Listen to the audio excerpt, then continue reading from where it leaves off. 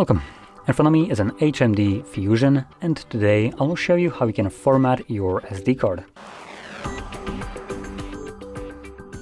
So to get started, you will want to open up your settings application, so we can just swipe down from the top of the screen twice, click on the settings gear right over here, and then navigate to storage.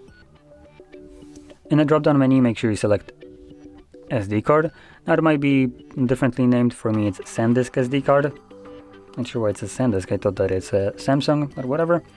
You can select it, and once selected, click on the three dots right over here and then select format. I'm gonna select format once more, and it gives you a quick message that formatting deletes everything that is stored on that card. So if you have anything there, make sure you back it up if you want to obviously keep some of the data.